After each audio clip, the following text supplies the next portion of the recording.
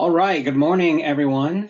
As you can see, I am not there, and this is not live. It is Memorex. In fact, I should be on a plane right now, probably about to land. So I wish everyone a great morning.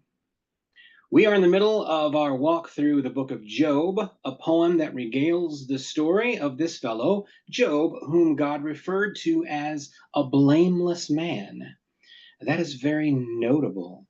Yeah, for God to refer to you as there is no one else on earth like him, that is incredible praise. And then on top of that, Job was very, very well off. He had abundance of everything. And then everything got taken away from him, which is point number one about this book. On this earth, bad things happen to people. Which people? Anyone, whether you are blameless or not, which is directly in conflict with something you may have heard about before and that we talked about a little bit last week called the prosperity gospel. Essentially, the prosperity gospel goes like this. TV evangelists will tell you if you believe in Jesus and give to their ministry, then God will bless you. And usually those people will tell you that God will bless you with money and prosperity. There's a number of these evangelists. You know several by name. I'm not going to mention any of their names, but you know who they are just by what I'm describing here. You may have heard something like, whatever your gift is tonight, you will receive double that in the next week. I want you to put your hand on the TV screen. All right. The prosperity gospel tells you that if you are living a righteous life, then your wealth and your health and just your life in general will increase because of your faith and your monetary gift. That is garbage, and we must reject it outright. If the prosperity gospel were true, then of course Jesus would not have suffered the way that he did, not even looking like a human being when they were done with him before he died. Jesus gave up everything. He gave up the throne, his place in heaven, to be born in an animal trough for you and me. If the prosperity gospel were true, then Stephen would not have been stoned to death. Paul and Silas would not have been in prison. Early Christians, the entire population of the first generation of Christians, believers of the way, as they called it, would not have been tortured in the most awful ways that you can think of if the prosperity gospel were true. And we see Job. What do teachers of the prosperity gospel say about Job? Funnily enough, they're silent on the subject. They don't seem to have much to say about Job. These things happened to Job. He went through these things, even though Job was a blameless man. None other like him on the earth, is what God said. Now, we're in the middle of the book, and we have encountered Job's friends and their dialogues with him. And one of the things that we're going to see very clearly is that they were focused on what must a person do in order to gain God's favor. In addition to that, they said that if you're suffering, then that has to be because you are out of God's favor and you have to make it right. Kind of sounds like these guys might have been the first prosperity gospel televangelists, yeah? Wasn't even television yet. I wonder if they had slicked back hair. Anyway, moving on. We are now going to go through the second and third rounds of these guys' speeches. Just like the first round, the pattern is Job speaks, one of the guys speaks, Job speaks, another of the guys speaks, Job speaks, the third guy speaks, and finally, Job speaks one more time. And throughout, we are continually introduced to bad advice that is coated with some good or true things. So it leaves you pausing a bit to think about it. Wait, is what they just said right? I know some of it is.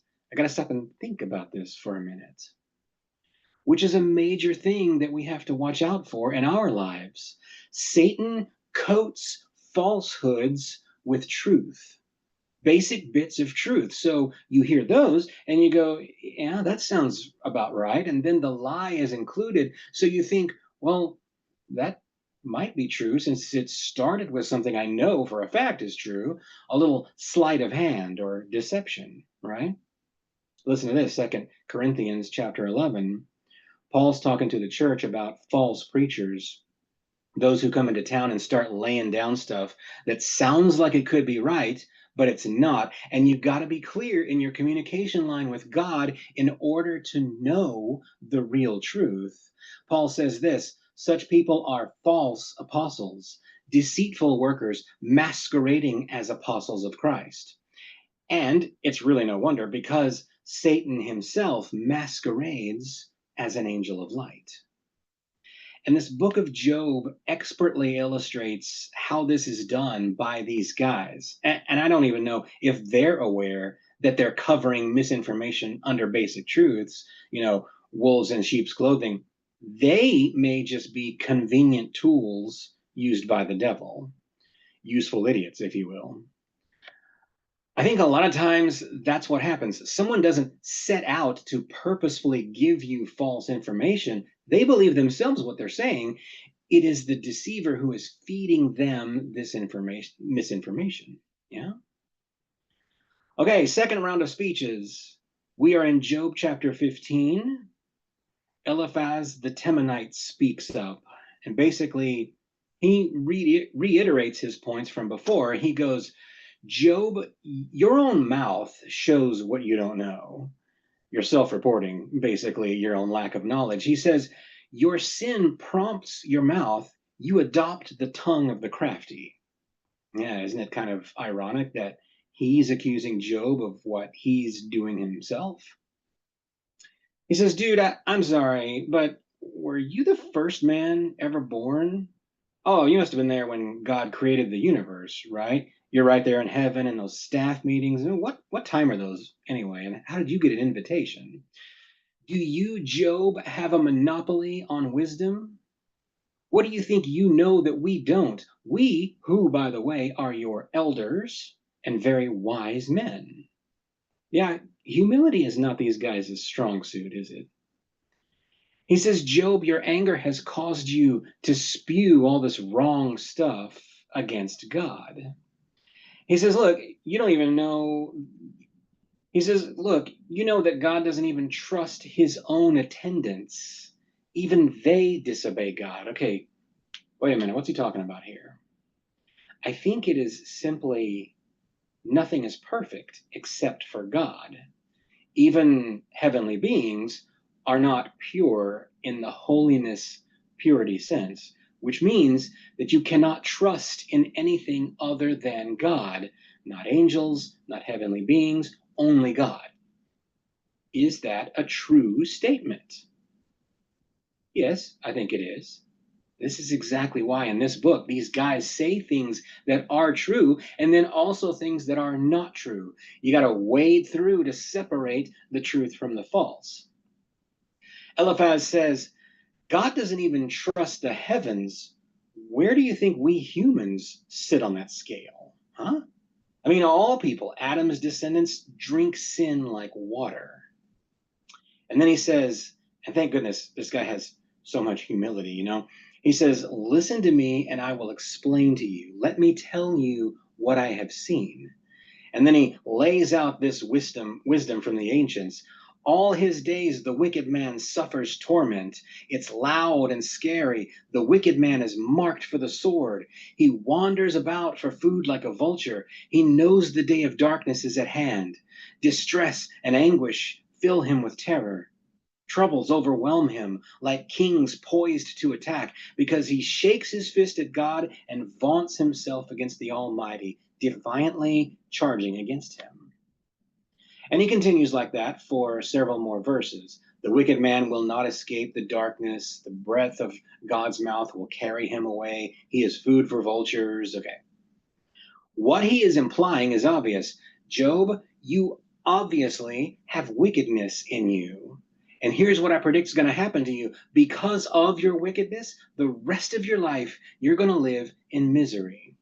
And when you die, the destroyer is going to take a hold of you, and you won't know if you can ever escape the darkness. You will constantly live in strain, anxiety, terror, overwhelmed, all because you raise your fist to God and act arrogantly against El Shaddai, the highest almighty God. You're done, Job. You're never going to amount to anything again. All right. Words straight out of Chicken Soup for the Soul, yeah? So uplifting. Now Job responds to this, chapter 16. He's like, you guys are really bad at comforting people, you know?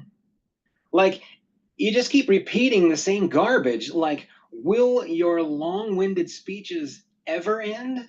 Seriously, what is wrong with you? I mean, what if the situation were reversed and I was here preaching to you like this? I'd like to think that I would actually try to comfort you guys rather than lecture. But you're not me, and I'm not you, and you guys are so bad at this. He says, look, I was living a good, peaceful life.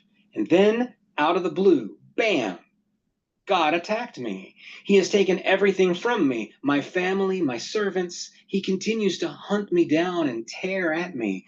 He says these words, quote, God assails me and tears me in his anger and gnashes his teeth at me. My opponent fastens on me his piercing eyes. All right, we got to park here and spend a little time on this. We've talked before about how Job is accusing God of being the cause of Job's pain and suffering. When we read that sentence just now, is Job calling God his opponent? That's what it looks like, doesn't it? When we read this one sentence full out. But fast forward a couple of verses, verse 11, Job says, God has turned me over to the ungodly and thrown me into the clutches of the wicked. All right? That is the closest that Job has gotten to what's going on here. You know? We're privy to the conversations that took place in the heavenly realms in the first two chapters. Job is not. Job has been casting about and wrestling with what he's feeling, wrestling with what he knows and believes about God and God's nature. But Job just accidentally landed on what's really happening here. God has turned me over to the ungodly. Now, here's what I think. There's kind of a dual thing going on here. On the one hand, he's accusing the three guys of being the ungodly. And he's like, oh my gosh, God has turned me over to you lot. And he's technically correct. They are currently operating as useful tools of Satan the liar. They are distributing bad theology conjured up by the devil himself. He also said, God has thrown me into the clutches of the wicked. Now, what does that mean, the wicked? That Hebrew word, rasha, means those who are in opposition to God's laws. It is sinfulness. It is unholiness. We're studying holy this year. Rasha is the exact opposite. It is rebellion against God. Job is saying, I'm a stranger in a strange land. I find myself in this place surrounded by sinfulness, by rebellion against God, and I'm scared. Do you think he's just talking about people? Although it is not clear, so we conjecture just a little bit, but I think Job recognizes here that there is an evil spirit, the devil, the one who truly is in rebellion against God. You see, Job was not referring to God as his opponent. You got to read it in full context. Job is referring to Rasha, the wicked, as being his opponent, who is fastening on him his piercing eyes. And so, Job says, I've put on the sackcloth and covered my head with dust to show my utter grief. Yet my hands have been free of violence and my prayer is pure. And then Job has this moment of inspiration. He knows his advocate is in heaven. He says in verse 19, Even now, my witness is in heaven. My advocate is on high. My intercessor is my friend as my eyes pour out tears to God on behalf of a man. He pleads with God as one pleads for a friend. That word advocate, by the way, is the antonym of opponent. He was just talking about his opponent who is crushing him, but his advocate is in heaven. You know, last week we dealt with a lot of Job's panicking, his thrashing about verbally, and saying some accusatory things about God, calling God his enemy, a bully, using poison arrows against him. God laughs at people's misery, and it was uncomfortable to deal with. And I felt kind of bad about leaving you with that last week. But here today, we see Job's journey is starting to take him in the right direction. He's beginning to arrive at some truth in his wrestling. Now, listen to this. Top of chapter 17. My spirit is broken, my days are cut short, the grave awaits me. Surely mockers surround me. My eyes must dwell on their hostility. Again, the imagery that Job is trapped, he feels surrounded on all sides. And so he then says to God, Lord, give me your promise, give me your support. My friends, their minds are closed to understanding. So I know all they're saying is wrong. He says, the upright are appalled that a righteous man was allowed to suffer. Right? Again, those who believe in the you do good and life will be good to you way of teaching, they can't believe that this would happen. He says, but I will hold on to holiness. Hands will grow stronger. So, come at me, guys. What you got? Yeah, that's what I thought. Nothing. Listen to this verse 11. My days have passed, my plans are shattered, yet the desires of my heart turn night into day. In the face of the darkness, light is near. Here's the main crux of our story. Job is continuing to hold on. Even though his wife told him to curse God and die, even though his friends are wearing him down and won't leave him alone, he knows where his hope lies. All right. Bildad takes the mic again, top of chapter 18. He says this, Job, come on, man. How long are you going to keep blathering out your word salad? Okay, Job just said some really wise stuff. And it just got totally disregarded and ignored in one sentence by Bildad. Kind of sounds like a lot of online comment interactions, right? Apparently, human interaction doesn't really change in thousands of years. He says, you think we're just a bunch of dumb cows or something? You're just in a fit of rage. You're clamoring all over the place out of desperation. And then Bildad goes on for 16 verses of poetry about what happens to the wicked man. His lamp goes out, he's caught in a trap, a noose is around him, terror's all around him. You get the idea. The main crux of this part is in verse 21. Surely such is the dwelling of an evil man, such is the place of one who does not know God. There's the main accusation. He's saying Job is evil and does not know God. That is quite an accusation, you know? All right, Job responds to Bildad in frustration. He says, how long are you guys going to keep this up, tearing me down like this? I mean, what even is it your business if I've sinned or not? That would be my own problem, wouldn't it? What's it got to do with you? He says, I'm calling out to God. There's no answer. Yet my relatives have gone away. My closest friends have forgotten me. Every single person I've ever known has shunned me. My family, my friends, everyone's turned their backs on me. Even little kids, look at them. They're over there making faces and laughing at me. I'm the town joke now. Isn't it enough that I've been struck and I'm suffering? You guys got to take your pound of flesh too? And then Job says this. He's still strong in his faith, even in all of this.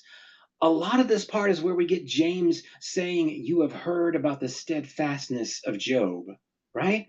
This is Job chapter 19, verse 25. Job says, "I know that my Redeemer lives, and in the end, he's going to stand on the earth."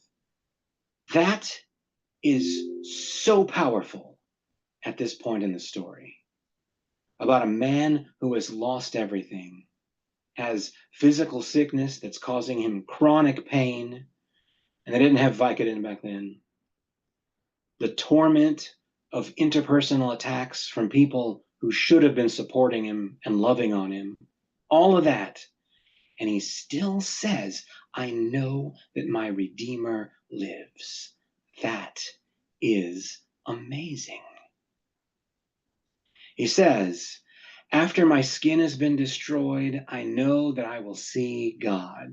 In other words, after I die, I know I'm going to meet God face to face. And he says, "How much I yearn for that day." So it kind of makes you want to sing that song. Yeah. "I know that my Redeemer lives and ever prays for me. I know eternal life he gives, from sin and sorrow free." Next time we sing that, you can be thinking about Job and this very triumphal moment of worship during his pain. Yeah. He finishes this part by telling him, "If you keep trying to figure out how else you're going to hound me with your words, just know that you guys should be afraid of God's judgment yourselves. Sword's coming for you, buddy." All right, a little bit of foreshadowing there to the end of the story, by the way. Last guy, Zophar the Naamathite, has this to say, chapter 20. Zophar begins by saying that he feels compelled to reply because Job's words have unsettled him. He says he has insight and insists that since the beginning of time, the triumph of the wicked is short lived, and the joy of the godless lasts only a moment. Even if their pride reaches the heavens and they seem untouchable, they will perish like dung, he says, vanishing so completely that people will wonder where they even went. Their lives slip away like a fleeting dream or a vision in the night. He goes on to say that the wicked might seem to prosper briefly, but their own eyes will see their downfall. Their children will have to beg from the poor, and all their ill-gotten wealth will slip through their fingers. In their prime, when they feel unstoppable, trouble will strike suddenly like a flood in the night.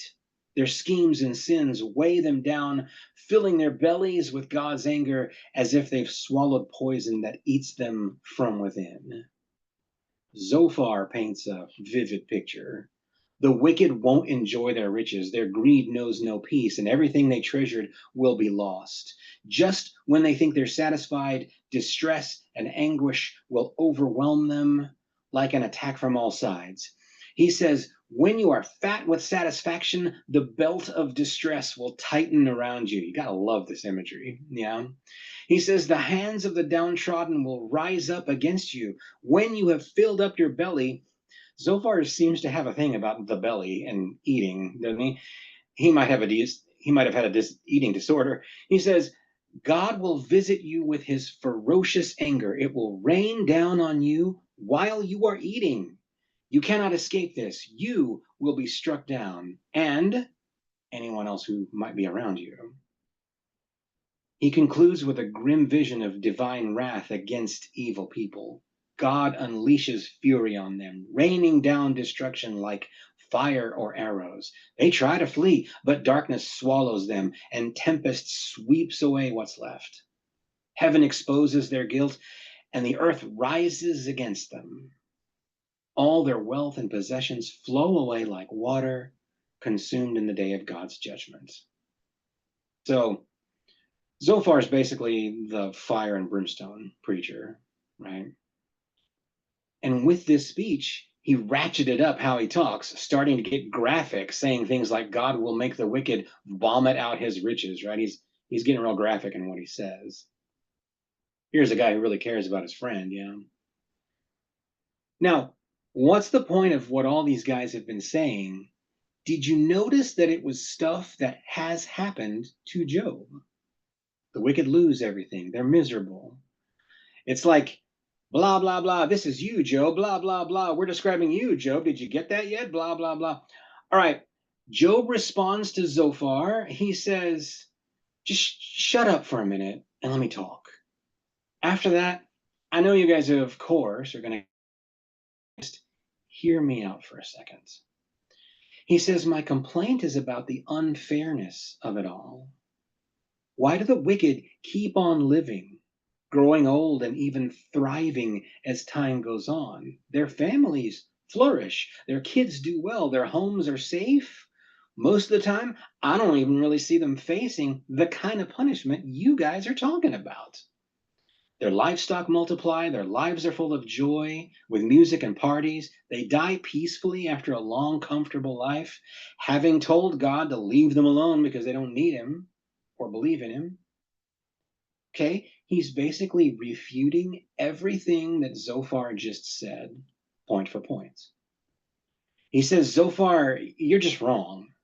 The world is full of examples where the wicked prosper, die in peace, and even are honored after death with big, expensive funerals and tombs to mark their legacy. Job's point is clear. Reality doesn't match their neat explanations. Their arguments fall flat because in practicality, they are wrong. All right, that completes round 2 of the discussions with the 3 friends. And that takes us through to the end of chapter 21. All right, 20 more chapters to go. How we doing? Now, here's a fun thing to point out before we zoom forward through the 3rd round. Job's answer to Zophar just now was so direct and pointed in calling him out that Zophar doesn't even participate in the 3rd round, right? Chapters 22 through 31 are going to go Eliphaz, Job, Bildad, Job, and then Job's final words to his friends.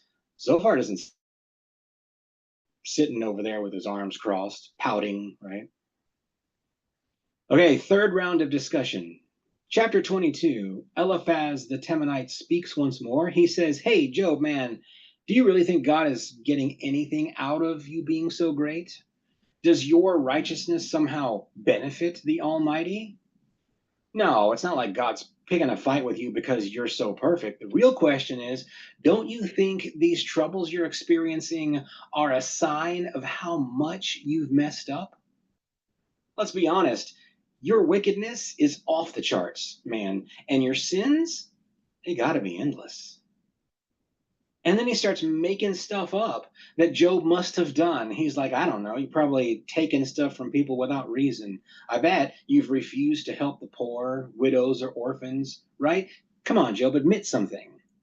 Isn't that the reason why you're in this mess? Surrounded by traps and disasters that are freaking you out? Then he talks about the ancient wicked who were swept away in the flood, Noah's flood, right? He's like, those super wicked who God wiped away from the face of the planet, they shook their fists at God, saying, leave us alone. What can the Almighty do to us anyway? Look what happened to them. I don't know about you, buddy, but I'm staying far away from that mindset. Eliphaz's advice culminates in simply, Job, you gotta get right with God. Turn back to him and you'll get blessings in return. There's hope for you yet if you'll just get yourself right. Job answered him, chapters 23 and 24. He says, I wish I knew where to find God. It is an amazing riddle, this question of judgment and how our lives unfold. I said it before and I'll say it again. I am innocent as far as I'm aware. I'm a man of integrity. I want so much to be reunited with God, but I just cannot seem to be able to find him. Job says he could travel east or west, north or south, looking for God's courtroom. If he could just find that and present his case, he believes that God would listen and a fair judge would see Job's side river. Okay, then Job shifts gears and asks why God doesn't set a schedule for his judgment. Why do the wicked get to run wild without reckoning? Job paints this picture of how the wicked get to shove boundaries aside, steal flocks, leave the poor with nothing. He says they push the needy off the road, forcing the helpless to hide in fear. Out in the wild, the poor scrape by like desperate animals, gleaning scraps in the desert, shivering through the night with no clothes or shelter from the storm. Meanwhile, the wicked exploit everyone, snatching babies from mothers, taking clothes from the broke as collateral. Job sees laborers crushed under heavy loads, vineyard workers dying of thirst while the rich sip their wine. The groans of the dying fill the air, but God doesn't seem to step in. Job points out how the wicked thrive in the shadows, thieves, adulterers, murderers, slipping through the night like they own it. They think they'll dodge judgment, fading into the dark. But Job knows their time is coming in the end. They'll be swept away like flood waters or a cursed harvest. The grave will claim them, and all their schemes will unravel. Job says, God is watching, and he'll prove it in the end. Ultimately, I see Job's speech here as countering what Eliphaz had said. Eliphaz just got done declaring that the wicked are punished almost immediately. He's basically an instant karma guy, right? But Job's answer in chapter 24 is saying, really, whenever do you see that? Basically, yes, crime does get punishment, but not all the time. Certainly not instantly all the time. All right, Bildad the Shuhite speaks one more time. And it's really short. It is the shortest chapter in the book of Job. It's just 11 lines. And I'll just read the whole thing as is. It's so short. He says, dominion and awe belong to God. He establishes order in the heights of heaven. Is there any number to his armies? On whom does his light not rise? How then can a mortal be righteous before God? And by the way, so far, this is just a repeat of what he said before. He's really got nothing new to say. He says, how can one born of a woman be pure? Behold, even the moon is not bright, and the stars are not pure in God's eyes. How much less a mortal who is a maggot, and the Son of Man who is a worm? Couple things here. Note that Bildad has not responded to anything Job said previously. Apparently, he's run out of things to say. He's just a stuck record on repeat. He's exhausted, whatever limited knowledge he supposedly had, and he's pretty much down to just, oh yeah, well, God is almighty and man is not. There. Like, okay, well, you just told me something. Another thought here, did you notice? He just said that the moon is not bright and the stars are not pure in God's eyes. Like, where did you get that philosophy, dude? Is that written somewhere? I don't remember that in Genesis anywhere. Okay, loosely, Genesis said that God made two great lights, the greater light to govern the day and the lesser light to govern the night. So, okay, the moon is lesser than the sun, which, duh. But it didn't say God thinks the moon isn't bright and the stars are not pure. It's just less than the sun. So it's a little weird here. Bildad said that, let me just say this. Bildad said that so that he could say, so therefore, if something as brilliant as the moon isn't bright to God, fake news, then how can we humans think we're anything in comparison? We're maggots, he said, which is entirely false. We are made in God's own image. God pursues us. He desires a relationship with us. We are his workmanship. He wants to commune with us, to be with us, Emmanuel, right? I don't know about you, but I can't think of a time when I've ever wanted to have a relationship with a maggot. So Bildad really has the wrong idea on what we mean to God. All right, now Job talks for a really long time. He talks for 6 chapters, chapters 26 through 31. And this part we can divide up into 3 subparts. First of all, chapter 26, Job responds directly to Bildad. He says, wow, such great words. Really, A plus for effort, buddy, because I'm such an idiot, huh? I agree, God is amazing. He is almighty. He keeps all his creation in order. The earth, the seas, we're witness to only the barest glimpse of his power. Who then dares to claim understanding of his thunderous might? Okay, that's the response to Bildad. Then the second part, chapter 27, we can label as Job now addresses all 3 of them. He says, as long as I'm alive and breathing, I will not lie or say anything wicked. Job insists that he will hold on to his integrity and stay righteous, refusing to let go of his clear conscience. Job asks, what hope do the godless have when their time is up, when God takes away their life? Will God listen to their cries when trouble hits them? Did they ever delight in God or call on him when things were good?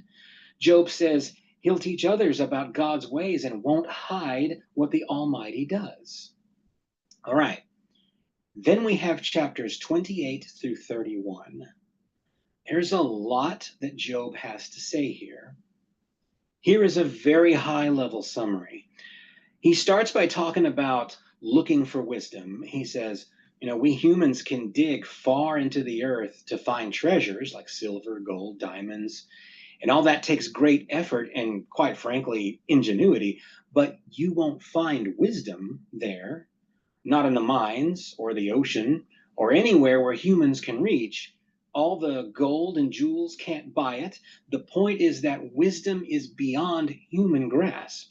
Only God holds its secrets. He sees everything, understands the universe, and Job says that true wisdom comes from fearing God and turning away from evil. Let's underline that. That's our theme for the year. Then Job takes a moment looking back on his life, back when things were good. He remembers how God blessed him with protection, guidance, a sense of purpose. He had a thriving family, wealth, respect from everyone around him. People listened to him because he was fair and wise. He helped the poor, defended the weak, and stood up to the wicked. Back then, Job felt strong and honored, like someone whose life was a blessing to others. He thought those days of joy and influence would last forever, but it didn't, did it? Job's current situation is a stark contrast to the way it used to be. Now, young punks mock him openly, society's outcasts treat him like dirt. He's in constant pain, his body is falling apart, and he feels like God has turned against him, tossing him around like trash in a storm. He cries out for help, but no one listens. He's become a pitiful wreck. And Job laments that his life has gone from glory to humiliation, and it is crushing him. All right. Then, lastly, chapter 31, Job declares his righteousness again. He says, I've never committed adultery. I've never treated any of my servants unfairly. I've never kicked the poor when they were down. I've never hurt a widow. I've never hoarded my food and kept it away from the hungry. I've never kept clothing away from those who needed it. I've never withheld help from orphans. He says, I was wealthy back then, but I never gloated in it. I never cheated on God by participating in any pagan worship of false gods. I've never celebrated another person's downfall, not even my enemies. My guests have never left my house hungry. My door has always been open to foreign travelers, and I have never tried to hide any sins. I don't have any secrets. And so he says, God, come judge me. I'm ready. If I'm found guilty, I'll take the punishment. Job is ready to face God with confidence. And that is the end of Job's long speech. The last line of chapter 31 is simply, the words of Job are ended. All right. And that is where we will leave Job and the boys for this week. Next week, we will finish the book of Job. It's going to be chapters 32 through the end, chapter 42, 10 chapters. And we'll wrap up with some final thoughts on this work of art. Until next time, may the grace of the Lord Jesus Christ and the love of God and the fellowship of the Holy Spirit be with everyone. Have a great day.